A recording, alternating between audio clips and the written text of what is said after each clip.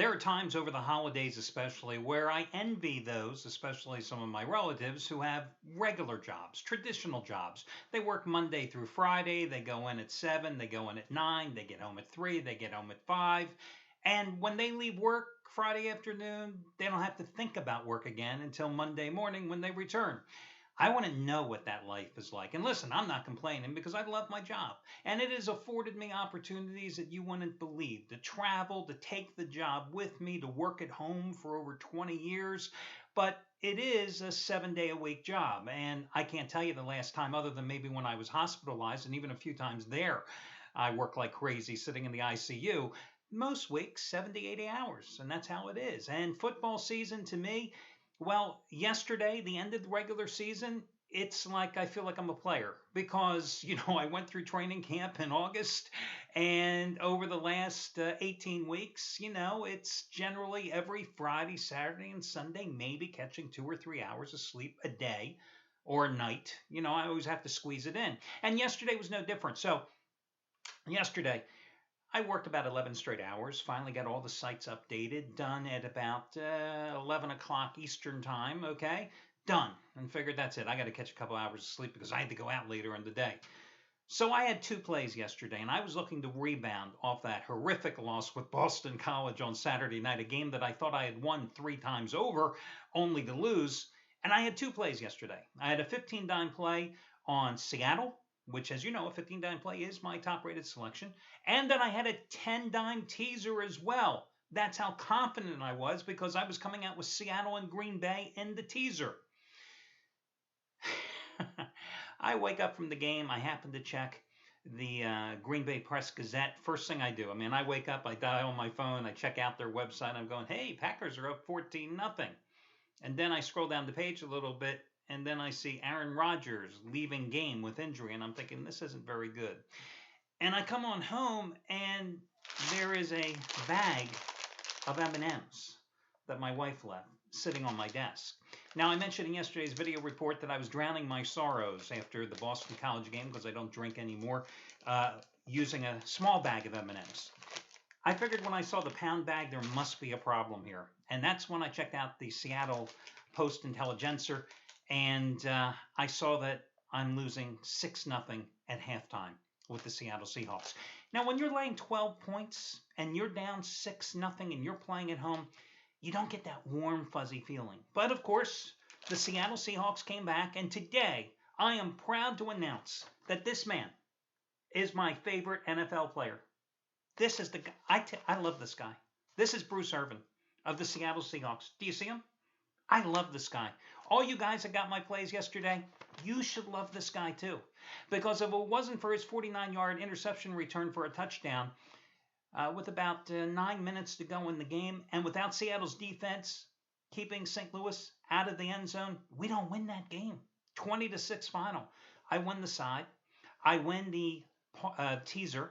Thank goodness Aaron Rodgers came back into the game because once he leaves, 14-0 lead turns into a 14-14 game with the Lions. Boy, but it doesn't bode well for the Packers' postseason chances when you think about it. When Aaron Rodgers, even though he has the week off now, got to worry about those calf strains because generally that is not something you get over in a week or two. That is one of those lingering issues. And when you're a quarterback that relies on your mobility, that is going to be troublesome for the Packers and particularly Rodgers here going forward. But again, Bruce Irvin, guys, if you didn't send him a Christmas card, you should do so immediately. Just tell him, sorry, I'm late. Al DeMarco said to send it. I love this guy. Love this guy. I like the M&Ms too. I'm still going to eat them today, but I'll be happy eating the M&Ms today. My God, do you realize these peanut M&Ms? Whew. 9 grams of fat for just 17 pieces. Have to go to the gym tomorrow. Okay, let's talk about some of the other handicappers and what's going on here today. As opposed to Saturday, when 3 of the featured plays, including mine and Boston College, happened to lose, yesterday was just a great day across the board. Late night, Shawn Michaels did it again, guys. 100-dime winner, number 2 in a row on Sunday night. He had Seattle over Arizona 2 weeks ago, and then last night he cashed in with the Steelers. And, of course, you know he is the winningest football handicapper here at the site with pro and college football over the past 6 seasons, making $10 bettors now a little over $32,000. Well, today he has another 100 dime play, his bowl KO game of the year. And he calls it this because this is his very first bowl game play of the season. Now, keep in mind, he went 5-1 with his college bowl releases last year, cashing in with his first one, which was Washington over BYU in the Fight Hunger Bowl. He is 20-5 with College Bowl 100 dime max wager releases over the past 2 years. 20 out of 25. He won his regular season KO game of the year with Louisville -5, 31-13 over Miami of Florida back, first week of September.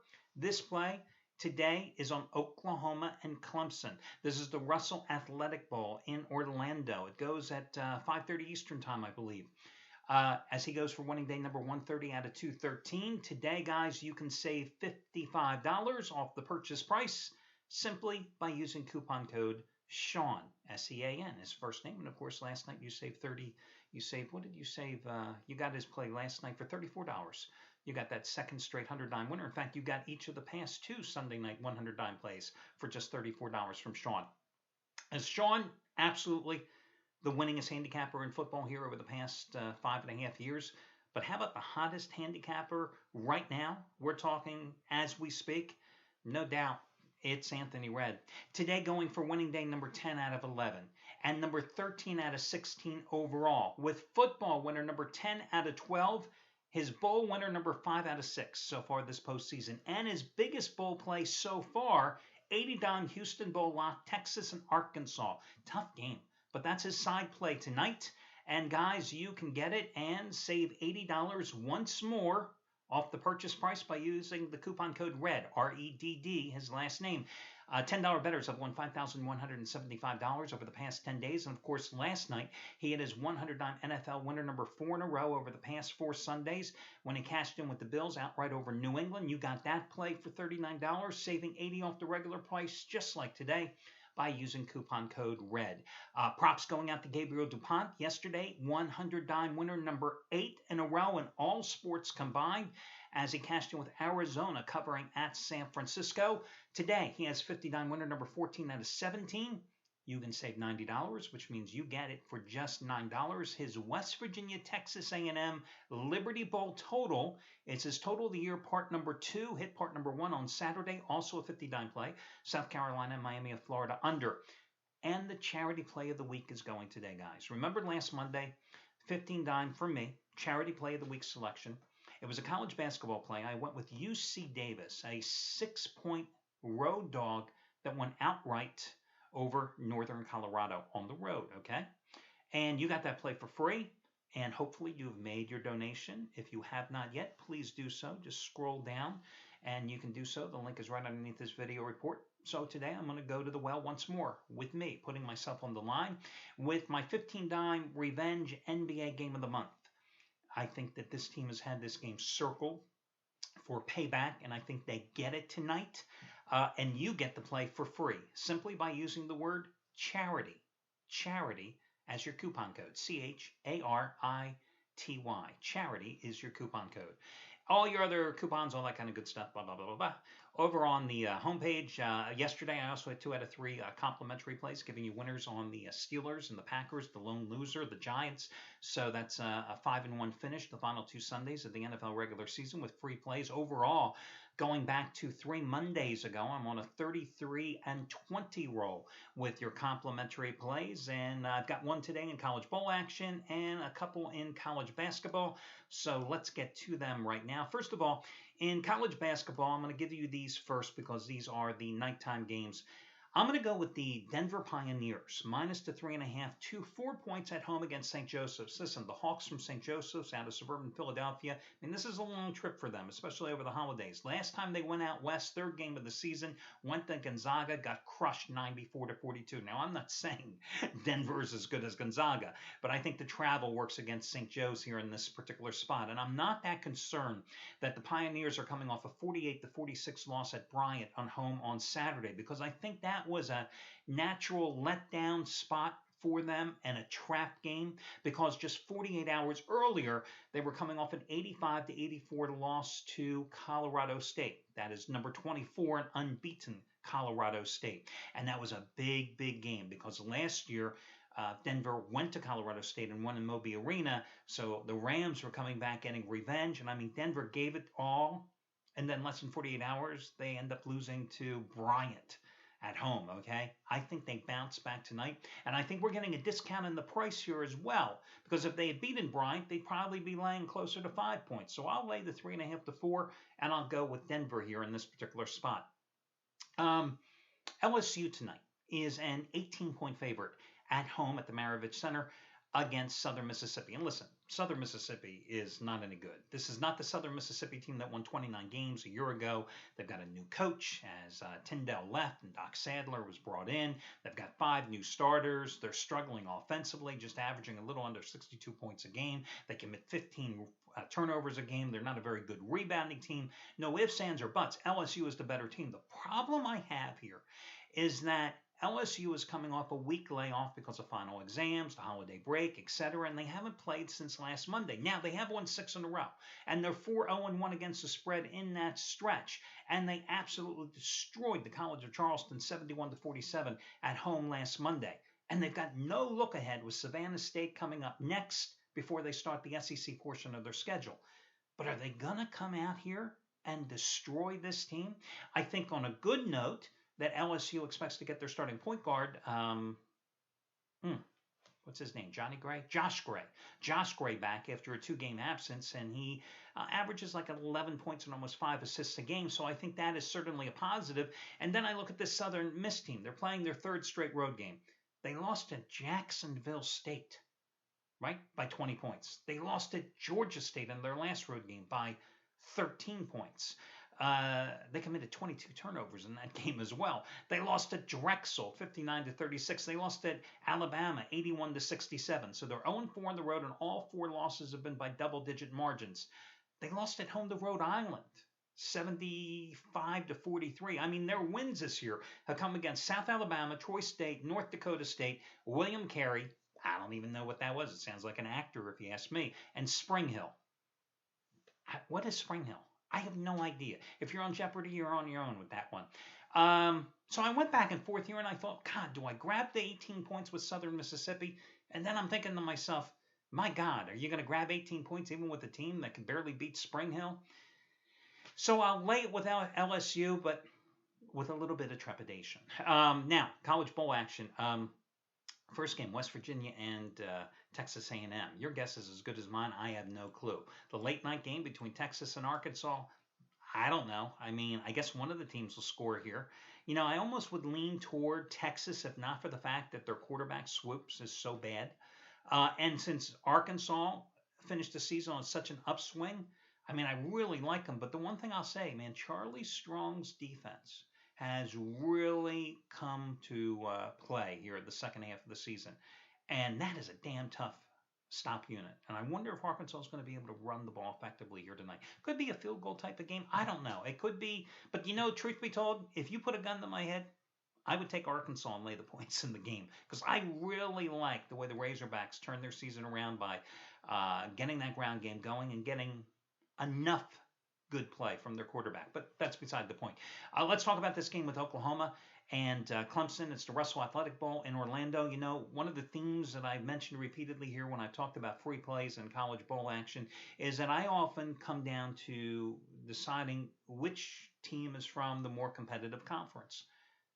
Clemson from the ACC. I'm sorry, the ACC just doesn't woo me. Oklahoma, it's been a strange year because you have to evaluate the Sooner season based on who they had playing and when. You know, the good thing for them is that 3 of their key players, Trevor Knight, their starting quarterback, who missed the final 3 games, and FYI, in those final 3 games of the regular season, he missed, including the collapse against Oklahoma State in the Battle of Bedlam, they averaged 93 yards passing in those 3 games. So, this is a guy who last year was the MVP of the Sugar Bowl when they upset Alabama. Remember that great game he had a year ago? He is back. Their running back. Oh, gosh, I can't remember. Is it Perrine? Perine? Perrine?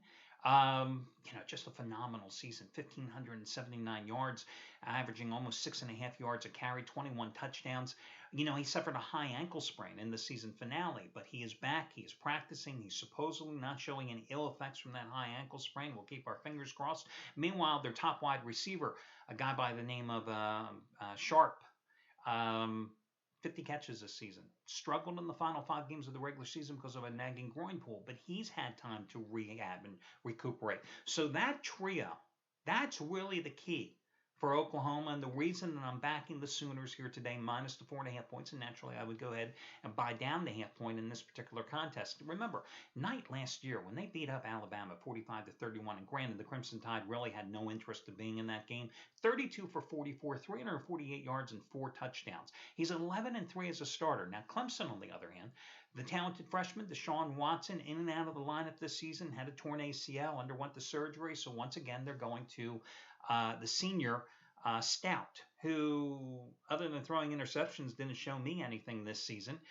Um, Sooners defense, very tough, number 10 against the run, and that's good because Clemson can't run the ball. So that means all the pressure is going to be on Stout to get the job done. Now, a lot of people will say, well, you got Clemson, the number 1 defense in the nation in terms of statistics, total defense, number 1 in the nation. But again, I say to you, who the hell did they play in the ACC? And a lot of people will knock the Oklahoma defense. But, can you really knock an Oklahoma defense, when they're playing those high-powered offenses from West Virginia, from TCU, from Baylor, by Texas Tech? I mean, this is a conference that puts points on the board. Outside of NC State and North Carolina, occasionally in the ACC, who does that? And this is a Clemson team that went on the road and got drilled by Georgia Tech earlier this season. Yes. Did they beat Louisville? Yes, they did. Did they lose to Florida State, Georgia, and Georgia Tech? They sure did. I think that Oklahoma can win this game. I think it's going to be close. I think it's going to be somewhere in that 6 to 9 point margin. Maybe it goes. And now I'll tell you what. I don't think it goes over the total either. I think it's going to be one of those games. Oklahoma is going to play somewhat conservative, and I think they're probably going to win this game somewhere in the 28 to 21 range, something along those lines. But anyway, I do like Oklahoma. And in college basketball, if I had to tell you the 2 plays, which one is stronger, I would say Denver at home against St. Joe's, as opposed to the game with LSU laying 18 points against Southern Mississippi. That'll do it, guys. Best of luck, and I will catch you again on Tuesday when we do this one more time.